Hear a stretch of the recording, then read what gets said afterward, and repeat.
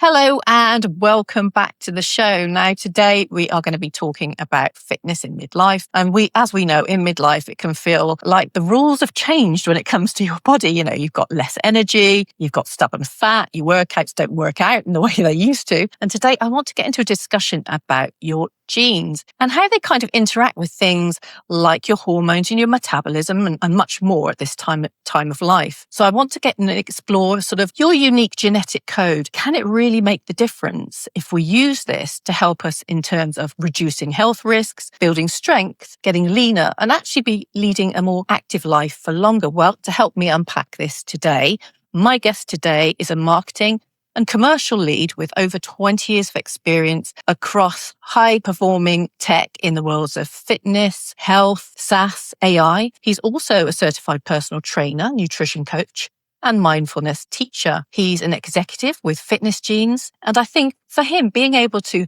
combine his experience in marketing and sales and his passion for fitness is really a unique and true guide to help us optimize our performance and our well-being. So welcome to the show, Pierpaolo Zollo. Thank you for joining me. Thanks so much, Julia. Best introduction ever. Thanks for having me.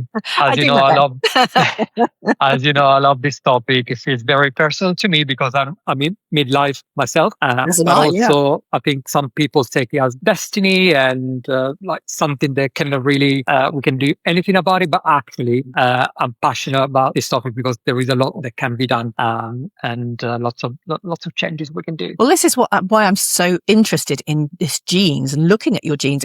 It's something that's come to my attention quite recently. And it really helps go in a little bit deeper because we're so used to doing things that, obviously there's lots of science saying obviously keeping fit, strength training, all these sorts of things, eating well, getting plenty of sleep, getting active, getting outside, all these different things to help us in our mind and in our body and our life generally. But our genes are quite unique. And sometimes those things we do don't necessarily fit what we need to be doing at a particular time in life and depending on what goals you want to achieve. So I really want to get into this with you and help people understand a little bit more depth on how your genes are changing and how we need to maybe apply this to our own health and wellness routines, our plans or our goals that we want to achieve. But before we get into that, can you sort of, because not everyone will know who you are, just explain a little bit about, what you do and how you got involved in this gene testing and what it is that is so important about people starting to take this more detailed and more personalized approach to their health and fitness? Yeah, no, absolutely. Thanks, Julia. And I think in terms of what I do, I think you said everything there is relevant that. As you say, in the last couple of years, I've been working with Fitness Genes. I'm the chief marketing officer there. And I think we didn't speak about this before, but actually you nailed something that this job opportunity really allowed me to combine my two biggest passions in life. So the marketing on one side and growth on one side and the passion for well-being and fitness on the other side. Absolutely, you nailed it there. And in terms of what we do at Fitness Genes, we look at genetic, our DNA, makeup and biology, and what kind of insights we can get in order to make more informed, smarter, and decision, and also make them earlier in life. So it's all about there is a lot of data, but we're very passionate about turning this data into actionable recommendation for people so they can really do something in terms of mitigating against the genetic risk, or on the other side, taking advantage of genetic superpower, because this is what happens. When we look at genetic, it's always a mixed bag. We all carry some genetic variants which are advantageous, and we all carry some genetic variants that might get in the way of some of our health and fitness goals. Yeah.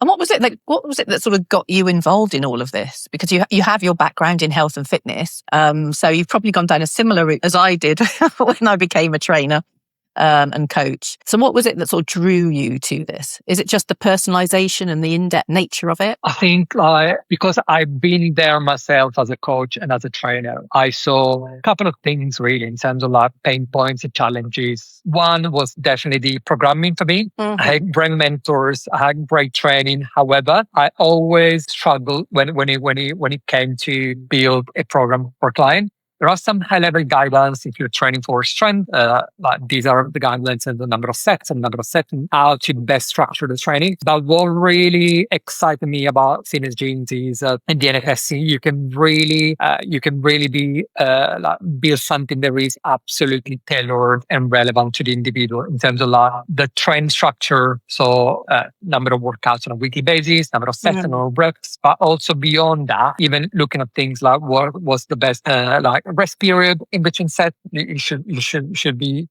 resting like a minute and a half, over 2 minutes. So looking at all those variables and having essentially a blueprint for building something that is really bespoke to an individual, that really makes me passionate. And also like even in terms of like it's a very crowded market out there, and we're all selling training programs really. So having something that can really help you stand out and differentiate your offering from the competition, from the crowd, that is also something that really resonated with me. Yeah. So I just want to start by getting into a little bit more detail. Yeah, sure. So in terms of when you look at things at midlife, I mean, we all know the sort of challenges that go along for men and women at midlife hormonally. And as I said, with your metabolism and fat and your decrease in strength, you become more susceptible to injuries and all the numerous health risks that start occurring. So what is it in particular you feel that can help people at this time of life with their genes as opposed to when they were younger? I mean, obviously looking at genes in that detail can help anyone really fine tune what they're doing. But what do you feel in your experience? And obviously, like me and you are both in our midlife now, can the genes really make a difference? I just need to understand a little bit and help the audience understand a little bit about what's kind of going on in their body and how important genes are to that. And then sort of, if we can go in as well, sort of, I want to help people understand and figure out all the different types of things that are going on and how genes play a big part in that, because our genes are very unique. They're a unique blueprint. So what I'm going through is going to be different to you or to a friend of mine. So I need to sort of make it live for people, if you like. Yeah, no, absolutely. And like just before I dive in into what we discussed, it, for me, as you say, like speaking about personalization, it's all about, and even when I was a trainer, it was like building the most accurate and complete picture of the person you've got in front of you, so you can really help them. And we can do this through the questionnaires and like tapping into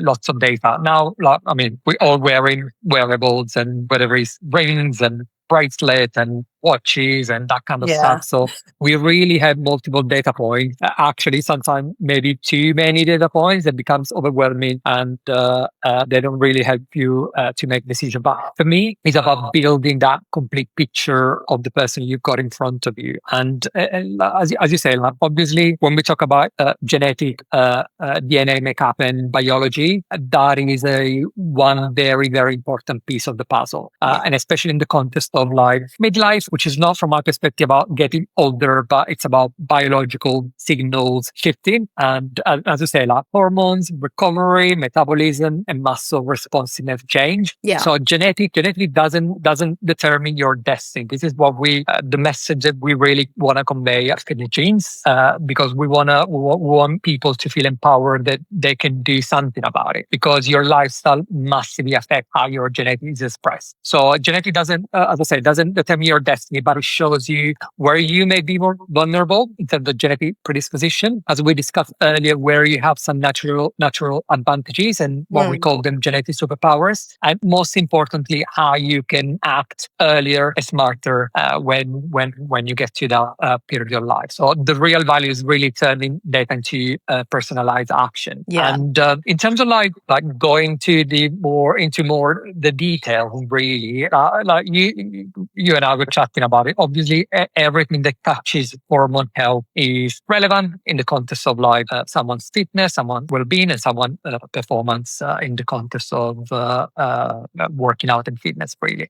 So everything that touches like testosterone level, estrogen levels, highly relevant for us men from late 30s onwards. Yeah. The men's bioavailable testosterone declines unfortunately 2 to 3% per year, and that has a massive effect on muscle mass, bone density, recovery, energy, and mood, really. So genetic in this context influences your level of testosterone, how sensitive your tissues are regard to testosterone and how well you maintain muscle mass with aging. I don't know when you tell me when it'd be more helpful to you. I thought like bringing it to life with some real data. In this case, my data might be no, helpful for your audience. Yeah, I think that would be great, because it's like it's one thing you and me talking about genes and saying about, you know, how it affects your hormones, but I think people don't really need to see it in some ways, to be able to put it into some sort of context for them, because it is quite,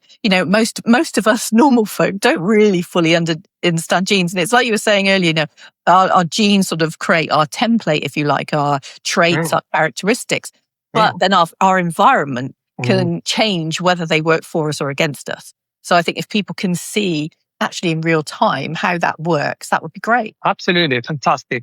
I'm just going to share my screen. Right. Let me know if you can see this okay. It's coming through now. There it is. For those who are listening and not actually got the visuals, we do have his own personal data here that we're going to go through. So hopefully, Pierpaolo, you can just vocalize everything with a bit here so people can understand it. Actually, I'll put my glasses on actually. So I did it. So I did it myself. Speaking of midlife, for me, it becomes very, very relevant to be able to see. Everybody watching, just excuse me while I look at my screen, and I'm not looking directly at the camera now, because I need to see what's going on as well. Absolutely. Absolutely. So this is one of the, this is just a sample of like the many different reports and traits we are offering as part of the fitness genes DNA testing. I'm very passionate about this one, because it's the one that when we also work with gyms and health clubs and personal training, this is the one they love the most.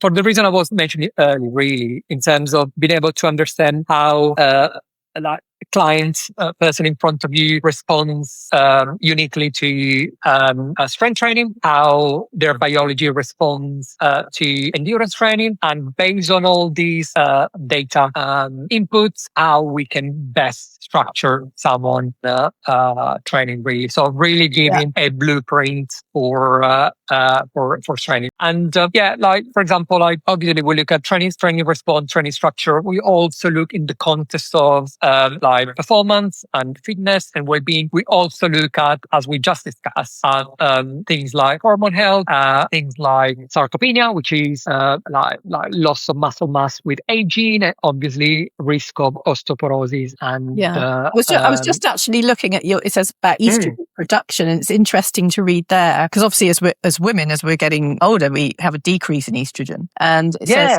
about an increase in estrogen levels. Obviously, it's your data. It says it can affect your heart, your metabolic, and your sexual health. Absolutely. In fact, why don't we start with this, and then we can go back to testosterone in a second. I think there is a misconception. No, absolutely, it's absolutely fine. And this is kind of like estrogen in men is sometimes is very much the overlooked hormone, because estrogen is true, like it provides like female characteristics, but it's not just a female hormone. Men produce it too, and we absolutely need it for heart health, bone density, brain function, and the things you mentioned earlier as well. So the issue is balance, really. High estrogen relative to testosterone DHT can lead to increased fat storage, insulin dysfunction, muscle loss, and reduced vitality in a way. So in this case, for my own personal case, as you can see, this is flagged as a high priority report, which means I do carry genetic variants linked to increased estrogen production, which for me is a priority, because it means I must be very proactive about how I go about like body fat levels, about liver health, about strength training, about like being moderate with alcohol, all things that really can affect the genetic expression. So genetics can really flag hormonal tendencies before symptoms appear. And as I say earlier, like the real value is in we tell people what it is, what their like genetic combination is, but most importantly, this is what, as I say, like we're very passionate about, all they can do in terms of mitigating against a genetic risk. And these are things that affects food. So what kind of like smart food choices an individual can make, in order to mitigate against the risk.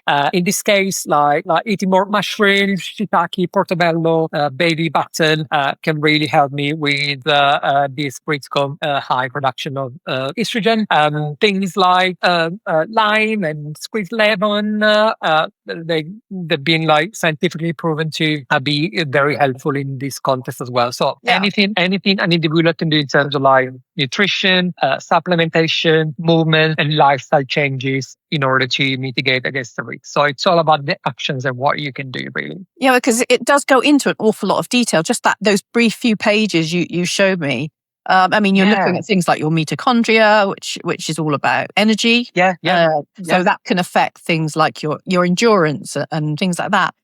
I mean, you can look at things like if you're struggling to build muscle mass, the gene associated with that. So if you're struggling in some way, there may be a gene you're lacking in some way that is going to reduce that and maybe make you more susceptible to injury during that training. So by adjusting it and looking at the recommendations, even when it comes to your food, I mean, we all kind of know what are the healthy options: fresh vegetables, lean meats, fish, or that kind of thing. But even within that, there could be something that you're putting into your body that on the surface is healthy, but for you, maybe it's actually can be quite disruptive to what's going on and the goal that you want to achieve. And in terms of how you manage your energy, your sleep, your hormones, and all this sort of stuff, and how you get fitter and healthier, which I think, how many, when somebody goes through this, it is very detailed, and it even crosses aging and all these sorts of things, doesn't it? It's not just like strength training and endurance training and food. It goes really, really in depth. How many sort of points would somebody sort of get when they've done their test that is really gonna? Because it is quite detailed. Yeah, it's quite detailed. As I say, like as a company, like we've been, the company's been, in terms of longevity, has been around for quite a while, for over 12 years now. So what we learned in the last 12 years really is that data is important, but the focus is really on the actions. People say this is great, and there are some people who want this level of details because they're really curious about their makeup. But most of the people say, okay, like this is interesting, but tell me what I should do. So it's all about the action. So to answer your question, like the test currently gives you access to 185 data points across different categories, from, as you say, muscle building, endurance training, to brain health, heart health, sleep health, vitamin, mineral requirements. There is a lot there. But what we're actually really passionate about something that we recently launched, because, let's say, in like looking at making very, very easy for people to take action, what we did, we built a product that basically what it does, it looks at all these 185 data points, and basically what the output is: hey, Pierpaolo, these are the 5 areas, your key impact areas when it comes to longevity. These are the things you need to pay attention to. And when it comes to what you can do, these are the top 3 supplements, these are the top 5 foods, these are the top 3 habits, healthy habits. They're going to have the greatest impact on your longevity. So we want to make it very, very easy for people to understand what they need to do in order to live healthier, longer lives. Yeah, and I think as well, it's good that it does all of that, because I think the one thing that would, I guess, overwhelm someone is thinking, well, okay, I've got all this information, but what the hell do I do with it? So at least you're helping them know how to implement it and what things are the main things that they need to start with. Because obviously it would be quite overwhelming receiving all these 180 points. And where do I start? But what have you found? I mean, in your experience and working obviously with many different types of people, for people in midlife, sort of 40, 65 plus, something like that, what are the main issues that seem to be cropping up for most people? I mean, obviously we've got things like, risks of Alzheimer's. I've noticed a increase in things like autoimmune problems and stuff like that. But what for you have you noticed is the biggest risks that we can address using this? Yeah, there obviously, as we discussed, there are lots of things, but like speaking from experience, and also like, having done the test myself, having I invited my close network of friends and family to do the test as well. I can see some patterns. Really, you touch on something very important, which is risk of cognitive decline. This is a report that we kind of innovated recently. There is a gene that has been made quite popular in the last couple of years because there was the actor Chris Hemsworth did this TV series on Disney and basically was unpacking longevity, and he was working with this longevity doctor. And one of the episodes was about Alzheimer risk, and he found out he carries some genetic variants that makes him more prone to develop Alzheimer later in life. So yeah, this gene, and the name is ApoE, is quite famous now.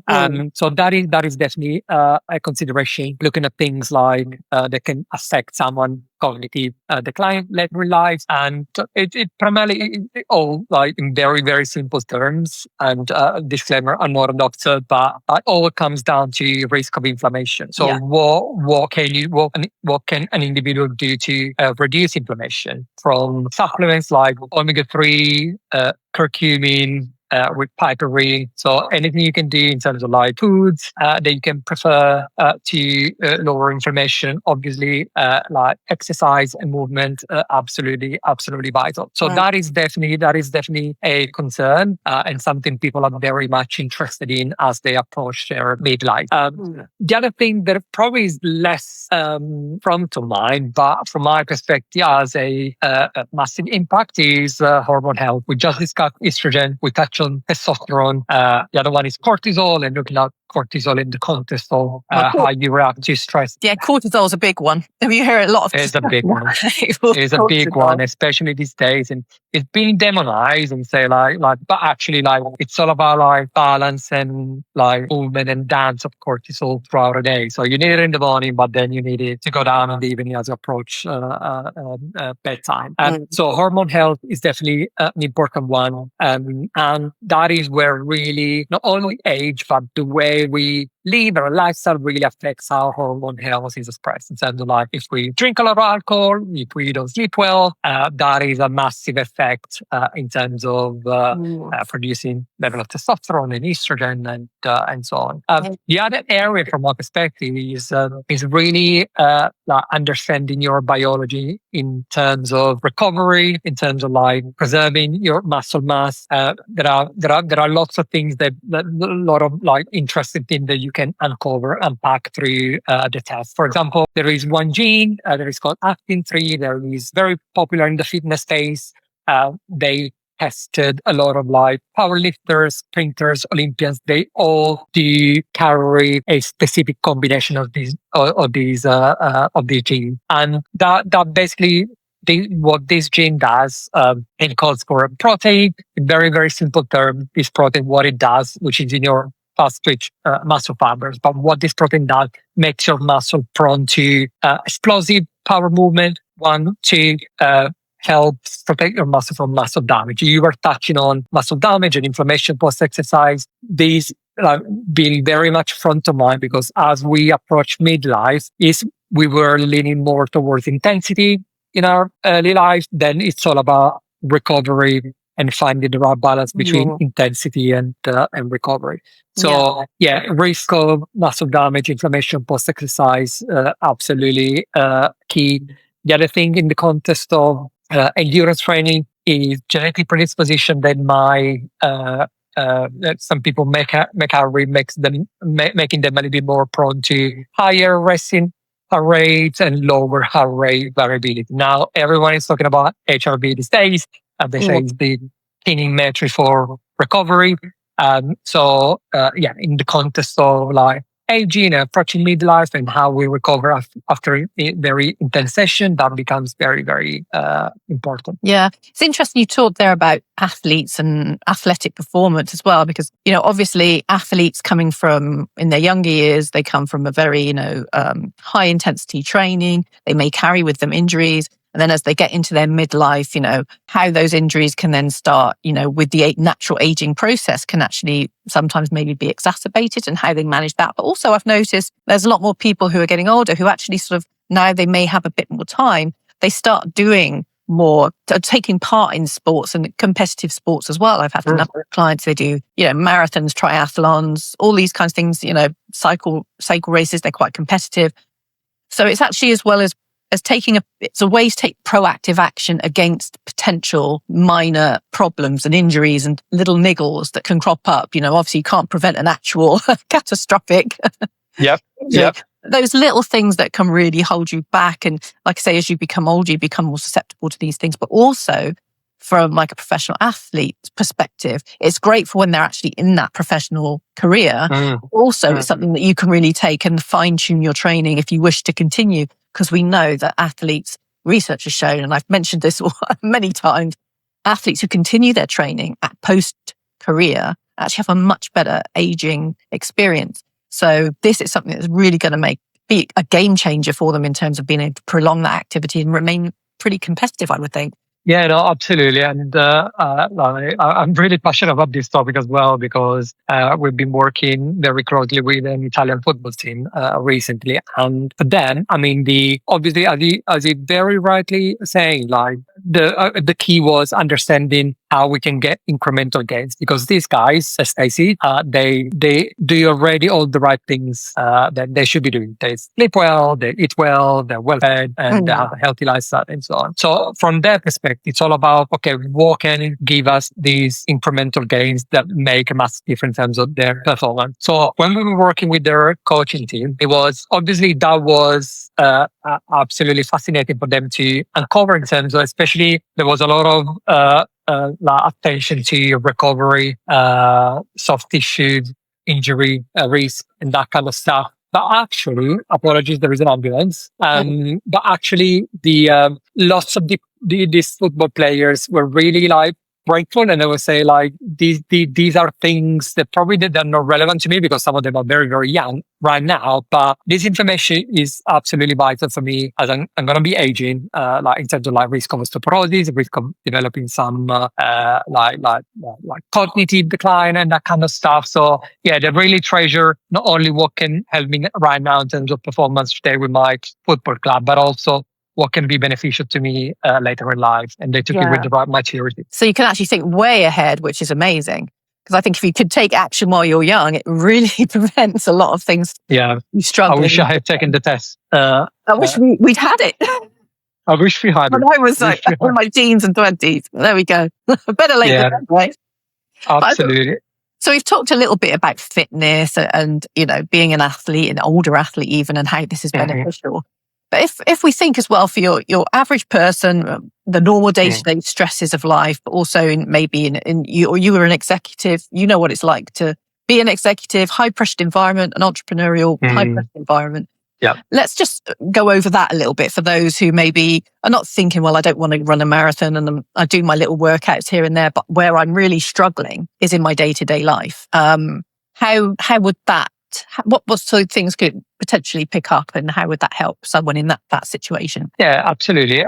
As I say, like there is a lot of information there, like across lots of different areas. So there's always something that like piques someone's interest and is relevant to their specific use cases and scenario. I think having done a lot of consultations with people, having taken lots of people through their DNA results, some of the things like most of the people struggle is sleep hygiene, and like lots of people are not sleeping well, and sleep being absolutely fundamental for health, but also in terms of recovery. That is always something that is very relevant to people because they just had a baby or like they're very stressed at work. So I noticed that when I tell them this is your menu of choice, where do you want to start from? Sleep hygiene tends to be one of the first choices for lots of people. And there we can look at how like change of season might affect your sleep quality, and that we can look at that from with a genetic lens. We can also look at things like risk of moving limbs at night, what your genetic predisposition to be very active during your sleep. So yeah, definitely that is an area that piques everyone interest. And then like most people, like they do their like annual or every other year like blood tests. So like in terms of like cholesterol and fat, that is something that like piques someone interest very, very often. So looking at your genetic predisposition in terms of like producing high level of LDL, the bad cholesterol, and that kind of stuff really, I notice that interest people. Yeah. And can it make a difference in how you approach, what you're doing as well when it comes to things like how focused you are, your attention, and I guess that executive function that we need, that obviously athletes will have a higher rate of that. But is it something that it can actually show up that maybe when we're at work and we need to be very focused and alert to opportunities and challenges and be able to deal with that in a clear mind?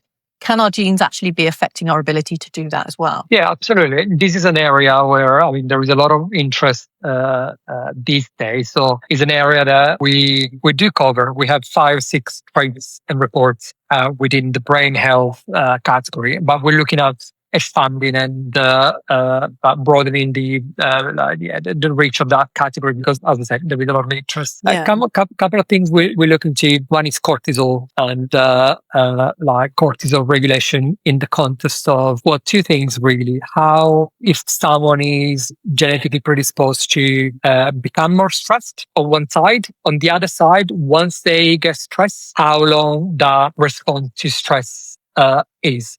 So these are a couple of things we look into. We look at a couple of things in regards to mood and focus, the way we break down dopamine, which might be relevant in the context of executive function and focus and the things you were describing earlier. But it's definitely an area that we're strengthening because there is a lot of interest. I was mentioning the football teams earlier, and they had a lot of interest in the physical performance, but they also wanted to look at resilience of the team. So we took that feedback on board, and we're actually looking at strengthening that area. Yeah, I'm also thinking it's just come to my mind is like, we have an increased level of mental health issues, not just in the UK but around the world. So this could potentially sort of show up if someone is at higher risk of severe or serious mental health issues, that maybe certain changes might help either calm things down or reduce that risk. Yeah. At the moment, as I say, like the company, originally was called Master Gene. So the DNA of the company is really, the roots are really in the fitness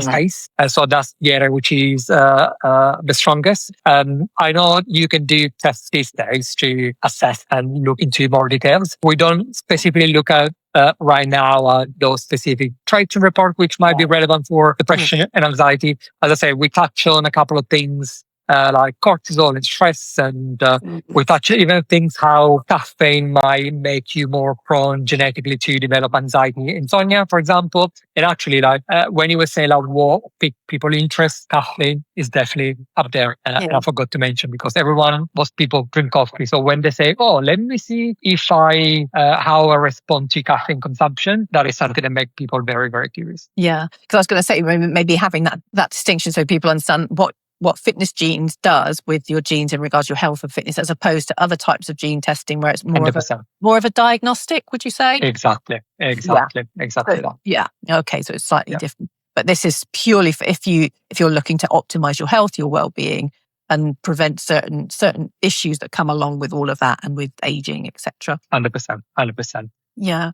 So what have you found with people you've worked with who've gone through this whole process?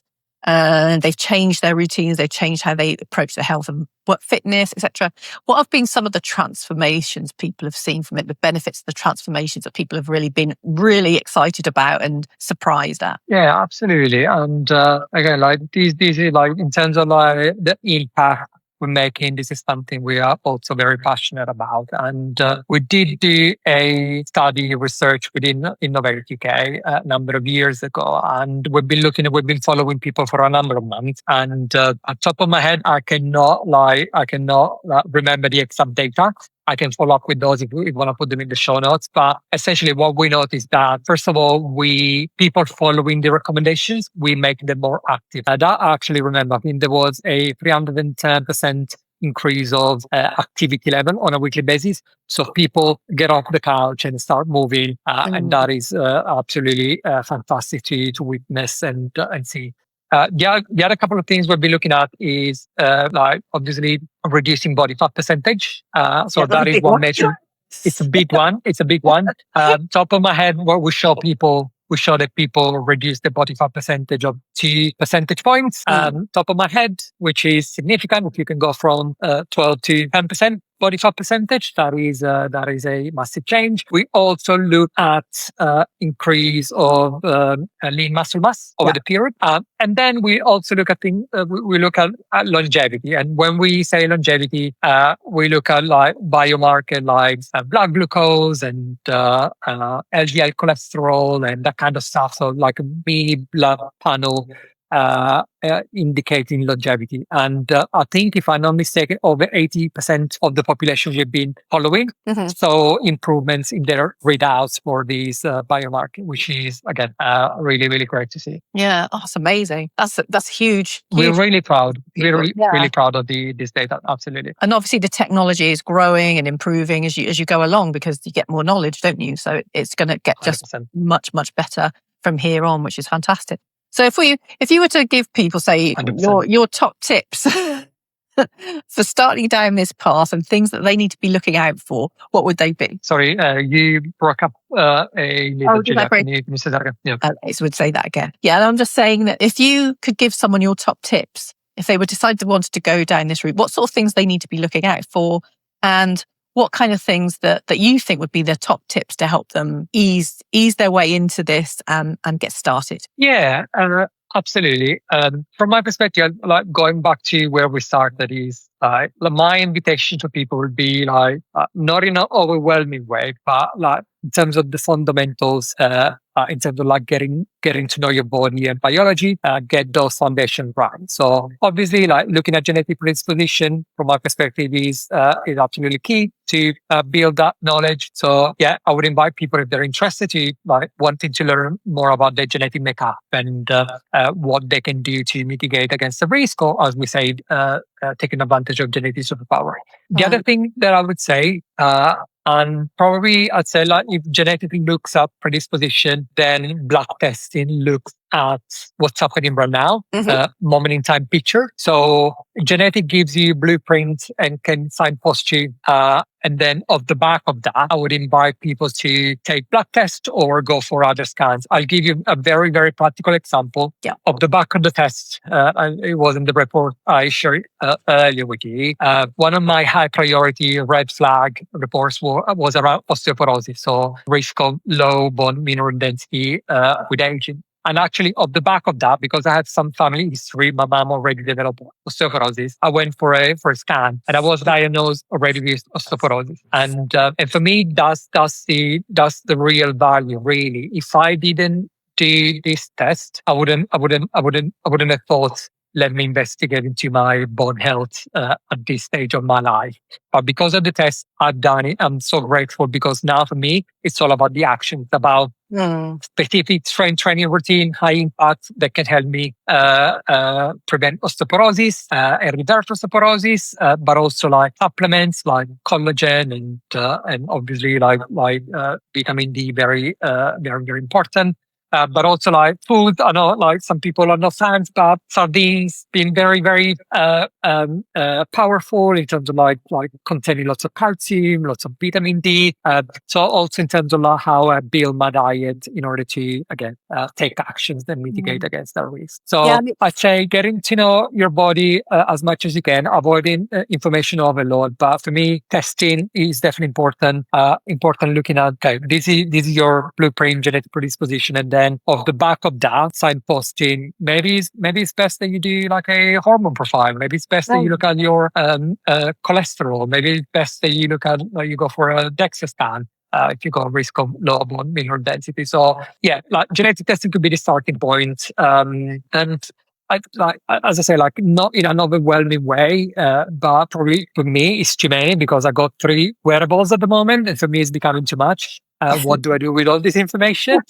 Maybe just one, and just developing those daily habits in terms of like recovery and what might be affecting your sleep, your recovery, in terms of like cross-referencing and matching what you do, your lifestyle, with some of these metrics in terms of like recovery. For example, with resting heart rate, if you drink a lot of alcohol in the evening, probably your ring and your whoop is going to tell you the day after that your sleep and recovery has been affected. So starting to say, okay, if I do this, then this is the effect on my health. And at least like, it's not that you don't have to do it. I was sitting yesterday with someone looking at their dinner results, and we're looking at some of the recommendations were obviously around limit your alcohol consumption. And she said, I drink 1 glass of red wine every single evening, and I don't tell me to stop that. And I say, I will never tell you to stop that, because there is a benefit in terms of like social life, in terms of the habit, it relaxes you, it makes you wind down, and that kind of stuff. So yeah, these are, if I answer your question, a couple of tips I will give to people in terms of like getting tested and getting to know better a little bit their biology in their body. I mean, what's great about this, it gives you control. So, okay, you can have the advice, you can choose not to take it. But if you have a particular goal and these are the things you need to get in place, you can say, okay, well, exactly. I can now take action. 100%. And I think the most important thing is knowing you actually do have some control over this.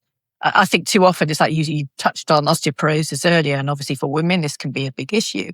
But as if you know in advance that if you don't do something now, your chances of getting osteoporosis as you get older are higher. So why don't you take preventative action now? Take control of it and, significantly reduce that risk. And I think having that control, I mean, this is what makes people, once you get older, you say, right, I'm going to have the best second half of my life because I'm going to be able to hopefully fewer things happening to me. So I can really go and enjoy all these sorts of activities and probably do things you never thought you could possibly do because you just weren't aware that there were maybe potential risks brewing underneath the surface, but you wouldn't know it until you did something like a gene test. 100%. Yeah.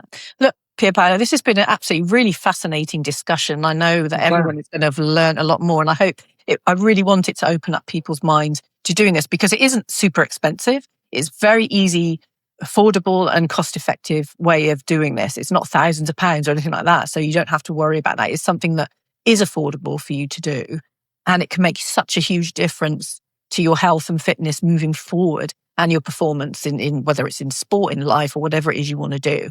I think this is a big game changer, and it can only be better, I think. Absolutely.